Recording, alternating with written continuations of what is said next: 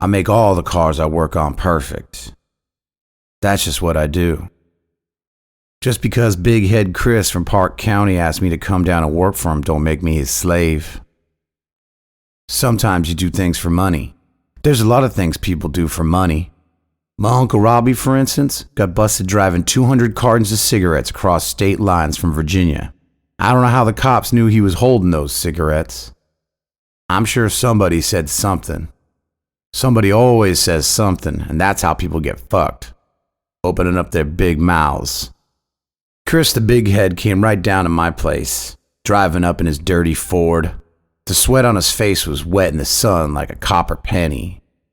He stepped out, grinning with his razor blade teeth, and said to me in his whiny voice, "We need to talk about that delivery last month," he said. I wiped the grease from my hands and threw the towel down into the engine of this new car I found. Been working on it for 2 weeks now. It needed all kinds of work. I found her out by the highway, totally abandoned. It was one of them beautifully sleek Dodge Challengers. I couldn't believe my luck. I had my buddy Jimmy take me out there and pick it up, because that's what I do. I make cars better than they were before. Now this guy Chris is in my face about this delivery business. Chris is angry. You know what I'm talking about. Now if there's some kind of thing we can work out, that's fine, but you need to come clean about this. Chris, I delivered every one of them to the lot. Now if something happened to them on your property, that ain't my problem. We can work it out, Charlie, Chris said, walking right up to me. His chest all pumped out, hot anger burning behind his eyes. I wasn't scared though. I can't remember the last time I was scared of a man. Last I checked, Chris, you and I are square. He put his hands up on his hips like he was my mother, and I couldn't stop the grin just a little bit. You son of a bitch. I told you I wanted those cars back at Silver Park. All of them, he said. And I delivered them, as promised. Then what really happened? I noticed when Chris got angry, his nostrils flared like he was a baby pig. I bet that sweat was on his face the whole drive from his place outside Park County, coming all this way to get mad at me about this delivery business. What happened, Chris? I said, pulling out a smoke and lighting it. What happened, Charlie, is that I noticed that one of those cars went missing. Oh yeah, which one is that? Chris backed up a second. You mind if I have a little look around your garage? He pointed down the 2 acres to my little garage at the end of the property. Can only fit 2 cars and maybe a cycle in there at one time. I already knew where Chris was going with all this. You want to look around my garage? You want to look over there in my garage for a car you think you got missing, Chris? Is that what you're saying? Because if that's what you're saying, then you be saying I'm a thief, right? Look, Charlie, I'm willing to let this go. I stepped right towards him, hacked deep in my throat, spat at his feet and smiled. You have at it, pal, I said, gesturing over to the garage. Lacey smoked my last cigarette. She laid under the sheets, her body all curves from the silk. She had that chestnut hair I like sweet milk chocolate, and her freckles were little brown stars that laid on her bare shoulders. Lacey, that's my last cigarette, I said. So? I pulled my shirt over my head and slicked my hair back in the mirror. So? You always smoke all my cigarettes, I said. Seems only fair. Lacey was demon smart. Too smart sometimes. She knew me better than I knew myself. I suppose that's what happens when you sleep with someone long enough. You get to know them, and they get to know you. Sort of like fixing a car engine by yourself. You get to know all the gears, all the parts, and where you get your hands dirty. You get so good that even driving down the street you can hear if anything's wrong. And it's the same thing with people. Seems fair what? I asked, standing by the window. I only smoke when you're around, Lacey said, blowing a cone of smoke to the ceiling. And that's not that much. I went to her. Her eyes were cold. They were always cold. She was the queen of neutral. I kissed her forehead. I'm going to work. Lacey snuffed out the cigarette by the bed and sat up. Are we going to talk about this? I stopped by the door and turned to her. Now she was getting smart again. What are you talking about, Lacey? The car. I closed my eyes and felt my breath slip out of my lungs. What about it? What are you going to do with it? I already did it. What? She let the silk sheet fall and her breasts were out and she didn't even care. Modesty was gone. Money does that to people sometimes. So you did it then, didn't you? I smiled. That's what I said. But what did I tell you? Don't fucking say a goddamn thing. I didn't. I haven't. You better not, I said. Well, when are we leaving? There was a little brightness in her eyes now. I didn't say we were leaving.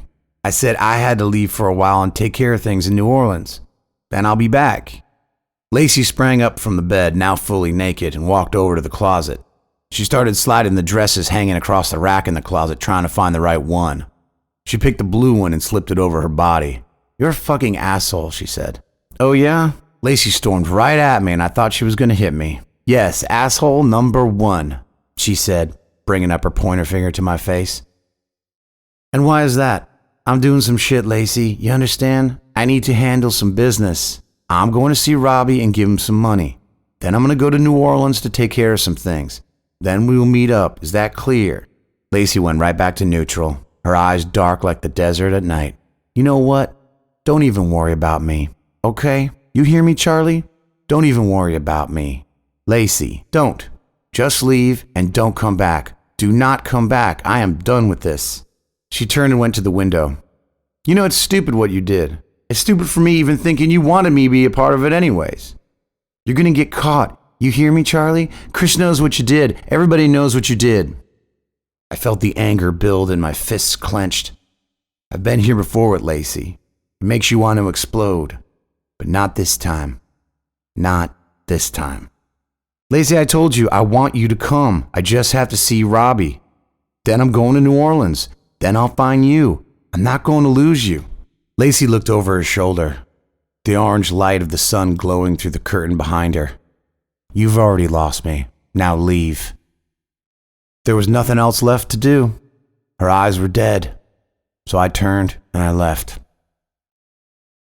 Robbie looked good for a guy who's been in prison for 5 months. His hair was longer and the fat in his face was gone. He used to be a drinker. The time in prison must have flushed him out. He looked slighter too, like he'd been lifting weights. Jail was actually good for him. You don't look that good though, Robbie said. I'm fine, man. Everything is okay, I said. You don't seem like it.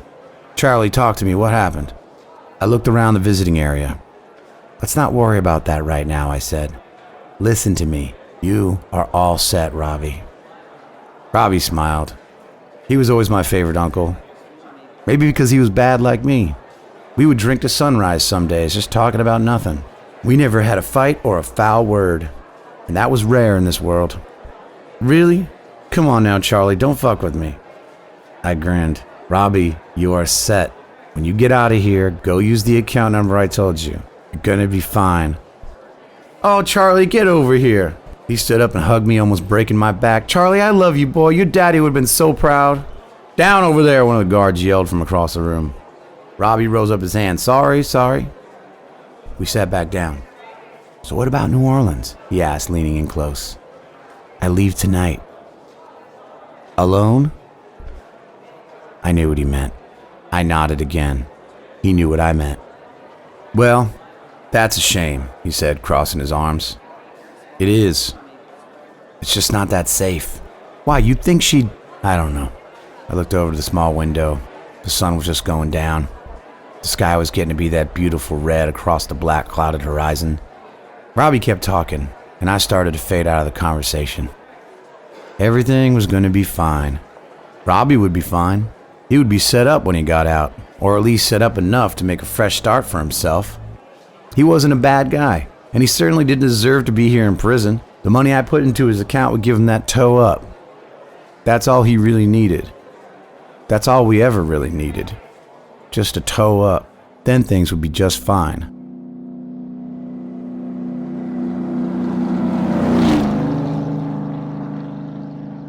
The road was long into the darkness, all except for the little white tickers in the center of the road, glowing from the headlights of my DELUXE. The car purred down the road. There was not a glitch with this ride for sure. I pushed hard on the accelerator and felt the buzz of the engine vibrate. I turned on the old radio and some Hank Williams came on. I passed one of those green highway signs and in white it read, New Orleans, 95 miles. It felt good to get out of Park County. It felt good to be away from my goddamn town. Sometimes you stay in a place for so long it starts to rot you out from the insides. Everything familiar becomes like a curse. Bad luck charm. That bar you drink in every night you start to hate? All those faces you know babbling on about the same things, the same problems every day? No one ever finds a solution because there isn't one. Then there's the restaurant I had my first dinner with Lacey. She was happy at the beginning. I guess everything is better at the beginning. New Orleans was a fine town, and the people I had to meet over there were all right. I'm not saying they were the kind you'd invite over to your mother's house for dinner, but they were not liars and they were not fools. This whole world was going to be destroyed by liars and fools. That's why you had to get yours now before the whole thing blows up in your face. The night was black and thick like syrup, enveloping everything around me. I rolled down the window. The roar of the engine rumbled out and the wind tunneled in. Some commercials came on full of gibbering silly men selling blenders and vacuum cleaners. Yeah, the world was full of liars and fools. The commercials weren't even done by the time I saw the flashing red and blue lights behind me, slowly getting closer in my rear view. They were speeding up kind of fast. There was no place to turn off the highway, so I pushed harder on the accelerator. They couldn't be here for me. It was already too late and all the money had been put away. The two cars shining their headlights over the black highway sped up. Everybody does things they have to do.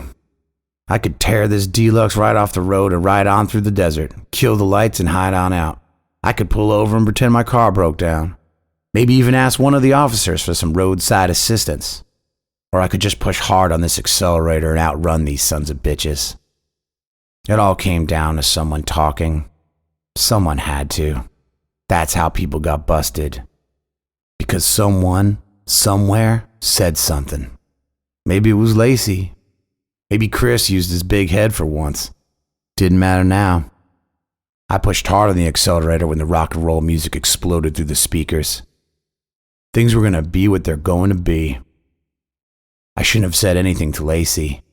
I should have kept my big mouth shut. But it didn't matter now. Not out here in this desert highway with the cops behind me flashing their red and blue lights. I turned the radio way loud and swung the DELUXE right off the road, pushed the pedal to the floor. Dirt poured out behind me, drowning out their lights. If they were going to come and get me, well, they'd have to drive through the desert to do so. I just hope they knew their cars as well as I knew mine because I fixed this DELUXE just right.